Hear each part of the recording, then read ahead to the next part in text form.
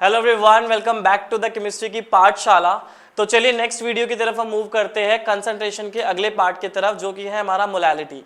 इससे पहले हम molality, mass percentage, strength, ppm के बारे में बात कर चुके हैं। अगर अभी तक आपने पहले उन टॉपिक्स को नहीं पढ़ा है तो वो जाके वीडियो देखेंगे, उसका लिंक आपको डिस्क्रिप्शन में मिल जाएगा पहले ही आपको। क्योंकि अगर उसमें अपने मोल्स में मोलैलिटी के बारे में ऑलरेडी बात कर चुके हैं, तो आपके लिए ईजी हो जाएगा इस टर्म को याद करने के लिए और समझने के लिए। चलिए आज की कंसंट्रेशन है हमारी मोलैलिटी। नाम में ही थोड़ा सा चेंज है, मोलैरिटी और मोलैलिटी। बहुत बार आपको लोग कंफ्यूज हो जाते हो, सिर्फ यहाँ पे एक आर का फर्क है। मोलैरिटी में आपका आर आ जाता है, मोलैलिटी में एल आ जाता है। दोनों को एम से रिप्रेजेंट करते हैं, बस डिफरेंस इतना है कि मोलैरिटी में हम कैपिटल एम से रिप्रेजेंट करते हैं, मोलैलिटी को स्मॉल एम से रिप्रेजेंट करते हैं। तो चलिए अब हम इसको प्रैक्टिकली देखते हैं कि फॉर्मूला कैसे हम लोग डिराइव करते हैं, या फॉर्मूले को हम कैसे प्रैक्टिकली समझ सकते हैं। इसके लिए मैंने यहाँ पे एक बीकर लिया हुआ है।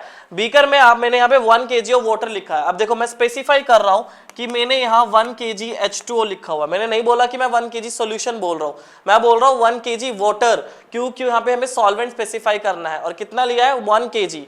1 kg वाटर के अंदर आप कितने मोल्स डाल रहे हो सोल्यूट के। थोड़ी थोड़ी चीजें चेंज है, बस उसका याद रखना। मोलैरिटी में होता है 1 लीटर सॉल्यूशन के अंदर आप कितने मोल्स डाल रहे हो। यहां पर आ जाता है कि 1 किलोग्राम 1 kg के सॉल्वेंट के अंदर आप कितने मोल्स डाल रहे हो। बस इतना सा ही चेंज आता है यहाँ पे।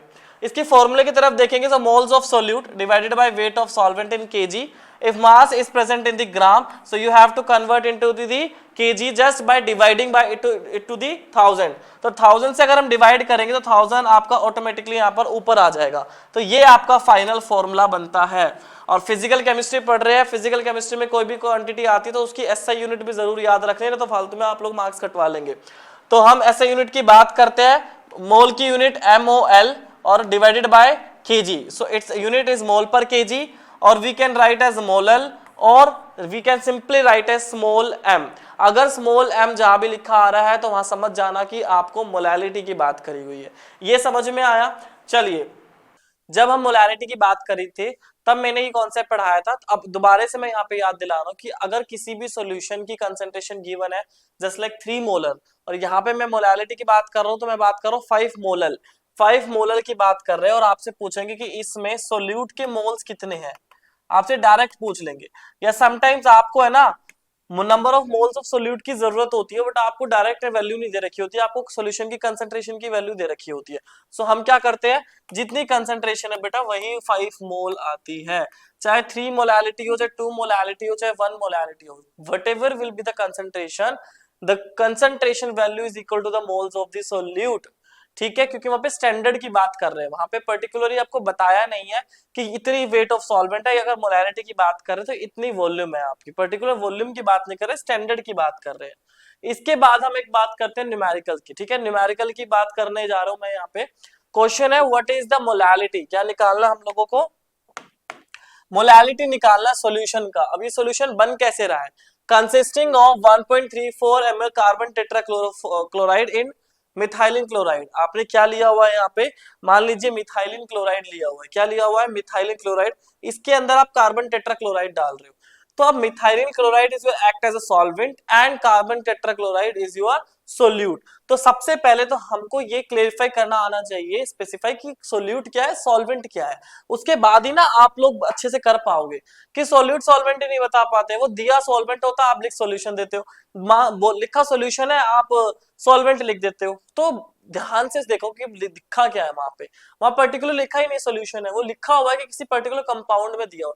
पर्टिकुलर कंपाउंड बोला हुआ है तो दैट मींस वहां सॉल्वेंट की बात कर रहे हैं। अब देखो इन्होंने ना क्या करा है, कार्बन टेट्राक्लोराइड को मिथाइलिन क्लोराइड के अंदर डाला है। यहाँ पे गिवन मास ना तो सोल्यूट का बताया ना सॉल्वेंट का बताया। इन्होंने क्या दिया है? वॉल्यूम और डेंसिटी बता दी। देखो जब भी हम फिजिकल केमिस्ट्री करते हैं, फिजिक्स करते हैं, जब भी हम कोई न्यूमेरिकल करते हैं, तो ये मेरे करने का अप्रोच है। सबसे पहले read the question, visualise the question, understand the question, write given part, then what you have to find and then do the numerical. First read the question. अगर आप क्वेश्चन रीड नहीं कर पा रहे हो तो आप विजुअलाइज भी नहीं कर पाओगे। अगर आप विजुअलाइज नहीं कर पा रहे हो तो आप लोग उसे अंडरस्टैंड भी नहीं कर पाओगे। अंडरस्टैंड भी नहीं कर पाए तो आप गिवन पार्ट लिख दोगे, लेकिन आप न्यूमेरिकल तो फॉलो नहीं कर पाओगे ना। आपको निकालना क्या है, किस मेथड से। अगर आपको पता है, दिमाग में सोच रहे हो कि मुझे इस लोकेशन पे जाना है, और अब मैं मेरे पास मल्टीपल ऑप्शंस है, मल्टीपल रूट्स है, तो ऐसे ही हमारे पास जब क्वेश्चन पता चल जाता है, अंडरस्टैंड कर लेते हैं, तो हमें पता है कि क्या हिंट लगाना है, क्या लॉजिक लगाना है, क्या मेथड लगाना है यहाँ पे। तो सुनो, हमें ठीक है भाई मत दो मास, लेकिन डेंसिटी तो दी हुई है ना।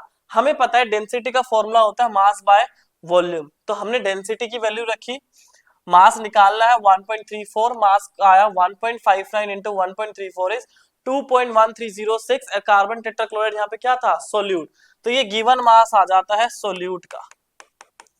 सिमिलरली मैं यहाँ पे मिथाइलिन ब्लू के लिए सेम फॉर्मूला, मिथाइलिन क्लोराइड के लिए सेम फॉर्मूला लगाऊंगा, डेंसिटी वॉल्यूम, मास आया 86.45, we have to calculate molality and we required weight of solvent in kilogram, so मैं यहीं पे इसको किलोग्राम में चेंज कर देता हूं। if you don't want to change in kilogram right now, you can multiply it by the 1000 in the formula lastly, fine।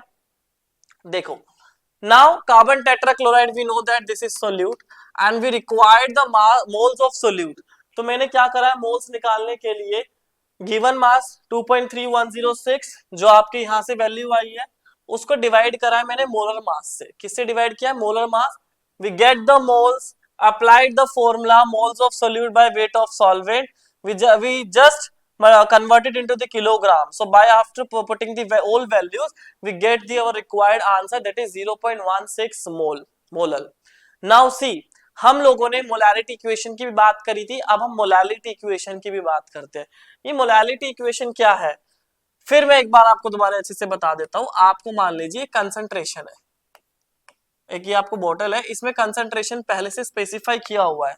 Now you have to make another solution whose volume 100 ml and concentration 0.5 molal, you have to made ये 5, I am really sorry molar नहीं molal आएगा यहाँ पे, ठीक है, because molality की बात कर रहे हैं हम लोग। तो just like we applied the formula m1v1 is equal to m2v2 in terms of molarity, हम यहाँ मोलैलिटी के टर्म्स की बात करेंगे। m1v1 is equal to m2v2, m1v1 is equal to m2v2, तो m यहाँ पे 5, कितनी वॉल्यूम डालेंगे, that's we have to find v1, m2 आया है 0.5 इंटू 100, v1 की वैल्यू आती है 0.5 इंटू में 100 डिवाइडेड बाय में 5, सोल्व कर देंगे आप लोग, इतनी ml की वॉल्यूम आ जाएगी आप लोगों के पास। So that's how we use this molality equation, और मोलैलिटी इक्वेशन पे भी हम बात कर सकते हैं। फर्दर हम क्वेश्चंस करेंगे, मैं डिफरेंट टाइप ऑफ क्वेश्चंस कराऊंगा जब हम एक टॉपिक को कवर अप कर देंगे, चैप्टर को फिनिश कर देंगे हम।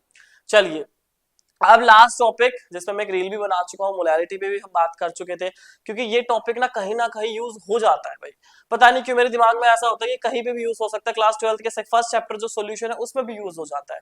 क्या क्या मोलैलिटी टेम्परेचर डिपेंडेंट है, पहला क्वेश्चन। मोलैलिटी में से किसको प्रेफर करते हैं, molality which is temperature dependent, molarity और मोलैरिटी क्यों, हमने बात करी थी मोलैरिटी का फॉर्मूला होता है moles of solute by volume of solution, molality होता है moles of solute by weight of solvent.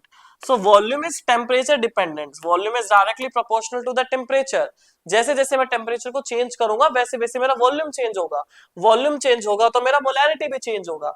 लेकिन भाई साहब मोलैलिटी में तो वेट ऑफ सॉल्वेंट आ रहा है, तो वेट तो टेम्परेचर बढ़ाओ चाहे घटाओ चाहे कुछ भी चेंज करो तो वेट तो चेंज नहीं होने वाला है, इसीलिए molality is independent from the temperature. भैया टेम्परेचर को कुछ भी करो उससे मतलब नहीं होता है। So this is all about the molality. आज हम लोगों ने मोलैलिटी की बात करी है, नेक्स्ट वीडियो में मोल फ्रैक्शन के बारे में बात करेंगे। फाइन, सो आई होप आपको पूरा टॉपिक समझ में आया है, और अगर अभी तक आपने पुरानी कंसंट्रेशन टर्म्स नहीं पढ़ी है तो पहले उनकी वीडियो जरूर जाके देखना, जिससे आपको क्लियर होगी क्या हम बात कर रहे हैं, कैसे हम न्यूमेरिकल्स करते हैं, हमने हर कंसंट्रेशन पे न्यूमेरिकल्स की बात करी हुई है। सो नेक्स्ट वीडियो में मोल फ्रैक्शन की बात करेंगे, उसके बाद एम्पेरिकल फार्मूला, लिमिटिंग रिएजेंट, बड़े बड़े इंटरेस्टिंग टॉपिक है, कैसे बड़े क्वेश्चंस को बड़े टॉपिक्स को हम इजीएस्ट वे में पढ़ेंगे। उसके लिए आपको क्या करना पड़ेगा, वीडियोस को देखते रहना पड़ेगा, वेट करना नेक्स्ट वीडियो के लिए, प्लस पता कैसे चलेगा वो वीडियो का? चैनल सब्सक्राइब करो, अपने फ्रेंड्स के साथ शेयर करो, लाइक करो, कमेंट्स करो। कोई डाउट आता है कुछ भी not related to that your particular this particular chapter, उसके अलावा कोई भी आपको चैप्टर में डाउट है, आपको इस पर्टिकुलर टॉपिक पे वीडियो चाहिए, पर्टिकुलर क्वेश्चन पे वीडियो चाहिए, तो प्लीज आप कमेंट बॉक्स में बताओ, आप हम बिल्कुल वीडियो बनाएंगे। Fine, thank you so much students, I hope आपको वीडियो समझ में आई है।